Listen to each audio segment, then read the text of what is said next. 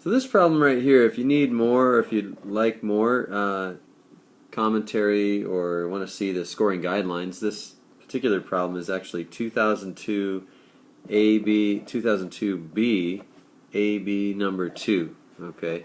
So anyway, I'm going to go ahead and show you a solution to this. Another good problem to know how to do before you get in and take that calculus chapter 5 test. So part A, well, first of all, the number of gallons, it gives us a little bit of information here. The number of gallons of pollutant, so P of T is the number of gallons of pollutant in a lake. Okay. The rate at which the pollutant in the lake changes is given to us by this P prime of T. Okay, so P prime is the rate at which the number of gallons changes per day, in gallons per day. And again, T is measured in days. Okay, so the initial condition here that we're given is that there are 50 gallons of the pollutant in the lake at time t equals 0. So the way we write that is just that P of 0 is equal to 50. That's how we translate that part.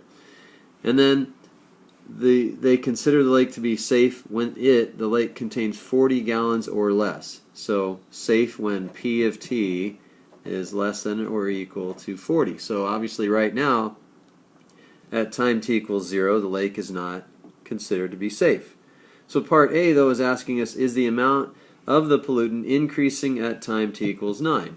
Okay, well, first thing you should do for problems like these is you should change your y1 to be the rate of change, and that's what I did. So the rate of change of the amount of gallons of pollutant in the lake is right here, 1 minus 3 times e to the negative 0.2 times the square root of, and again we use x in place of t.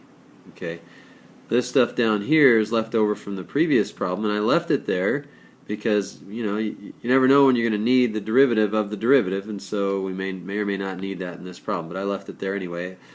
As you notice, I deselected both the y2 and the y3. The y3 would be the absolute value of the y1, and then again, y2 is the derivative of the y1, so the second derivative of the amount of gallons of pollutant. So let's go ahead and select the y1, and what we want to do is just quit that screen because we don't need that for right now. We do need to know, is the amount of pollutant increasing? Okay, well, the amount of pollutant is increasing when P prime is greater than 0. That's the question. Is P prime at 9? I should put a 9 in there. P prime at 9 greater than 0. That's the question. So that's what we're going to be asked. That's what we're being asked. So vars y variables y1 at 9. That's what we want to know. y1 at 9, because y1 is our derivative. Enter. And we get negative 0.646. So for part A, let's put that down here. Part A, you would write P prime at 9 is approximately equal to negative 0.646, which is obviously less than 0. So we say, therefore, no, the amount of is not increasing at this time. No, not increasing at this time. Probably get by with just saying no, but I just want to make sure that was clear. For part B, we're being asked for what value of T will the number of gallons of pollutant be at its minimum. Okay, well, if we want to know when a function is at a minimum, we want to find the derivative. Okay, because we know that mins and maxes occur at critical points and at endpoints. Okay, well, P prime of T is equal to 0 when T is equal to about, well, how do we find that? Well, we look at our P prime graph. Looking at our graph, we know that, let's adjust our window here, we know that T starts at 0, okay, and then we're not really sure what our T max is, in this case X max, again, because X equals T. We can put 100 there, I'm not really sure about that. We also maybe go down to negative 5 up to 5 in the Y direction. Not really sure, but I do want to see where this function, our P prime, crosses the X axis. Okay, so when I hit graph, I get that. So I know I can zoom in a little bit here. I can narrow it down vertically a little bit. And so let's do that. Instead of going from -5 to 5, we're going to go from -1 to 1. Okay, so change those values on your calculator and hit graph. Now we get a much more pronounced x-intercept, so we can easily calculate. So I should probably back up here. This is p prime. Okay, p prime from 0 all the way to 100. So we can see that p prime is negative until we hit some point there, and then p prime is positive. That means that p, the number of gallons of pollutant in the lake, is decreasing and then increasing. So decreasing number of gallons of pollutant in the lake, and then increasing number of decreasing then increasing. So we have a minimum at that point right there, and so we can second calculate the 0. And let's move the cursor to the left of that intercept, and then indicating a left bound, and then move it to the right for our right bound, and then somewhere close to it for our guess. And we can see that at the time t equals 30.174, what is that, seconds? Days, that's days, seconds. Okay, so when t equals that number of days, okay, well, we also saw that p prime of t is negative on the interval from 0 to, let's call that A. No, let's just leave it alone. 30.174, and p prime is positive on 30.174 and beyond. Not sure if that continues, but we'll just say all the way to infinity when t is greater than that number. Oh, 30 point. That's a point. Okay, but for the time being here, what are we being asked? For what value of t will the number of gallons be at its minimum? Justify your answer. So do we know, though, that p prime will always be positive after that? And how would we know that? Oh, there's only one critical point. That's right. So since there's only one critical point, we know that it's not going to come back down. P prime will only equal 0 at that point right there. Okay?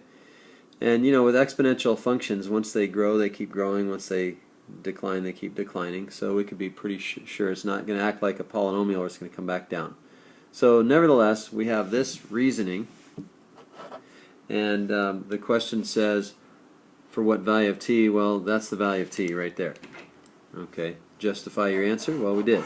Justified it by saying p prime is less than 0 from 0 to that number, greater than 0 once t is greater than that number, so that's our value.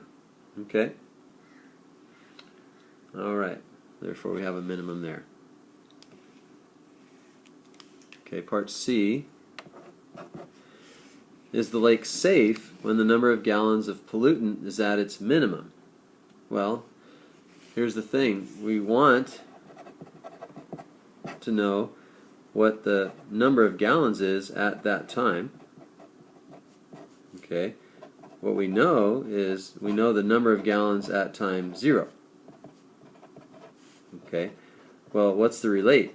How do we relate these values? Well, we relate these values knowing that p is the antiderivative of p prime. So we want to include 0 and 30.174 as our limits of integration, and we're going to integrate p prime. Because we can always integrate a function. This is just a definite integral. Okay, we know this. Remember, this is an easy one on the calculator. Okay, but that is equal to, again, the antiderivative of p, evaluated at the upper limit of integration, okay, minus the antiderivative of p, evaluated at the lower limit of integration. Okay, well, we've already been given this value. That's 50, and so if we let's substitute a 50 in for that guy right there. That's minus 50.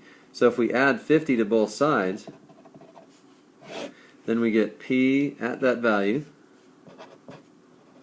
p of 30.174. And so I was going to put a letter in for that, and I would do that again. If I had it to do over again, on my own. I would leave a letter for this value here, 30.174. I'm tired of writing that over and over again. But we get 30 or 50 plus the integral from 0 to, again, that number of p prime of t dt. That's p prime of t dt. And we can easily type that on the calculator. There's no work necessary for that. You don't need to show anything else. Just leave that alone and then type it on the calculator, because that's assumed that if you can write that down, that you can easily type that in your calculator. So we're going to write 50 plus math 9 from 0 to that number 30.174, and that's our y1 dx. That's why it's important to leave that y1 in there, because you keep using that over and over again. And we get 35.104 or so. I remember right. Okay, 35.104. 35.104. That's our p of that value. Okay, that's our approximation for that. Now clearly that's less than 40, and so therefore, yes. If you remember what we were being asked, is the lake safe when the number of gallons of pollutant is at its minimum? Well, yeah, the number of gallons of pollutant is 35.104, which is clearly less than 40. You can say less than or equal to 40 if you want, because that's when it's considered to be safe. And so therefore, yes, the lake is safe. Yes, the lake is safe. Okay, so by the way, just to give you a heads up on where we're at, the problem number, part A of this problem was worth 1 point, part B worth 3, and part C worth 3 as well. So if you got the first 3 parts right, you got all 7 points so far, and then there's 2 more points to be had. And let's take a look at the last part. An investigator used the tangent line approximation. I know some of you expressed a distaste already for tangent line approximations, but let me try to make it easy for you. The tangent line, what we need is we need the slope and we need a point, okay, to come up with a tangent line equation. Well, the slope is going to be p prime. It says we want the at time t equals 0, so we want t equals 0, so p prime at 0, okay, and p prime at 0 we can easily find. Well, the point is 0, 50, okay. Well, so all we have to do is plug in y1 at 0.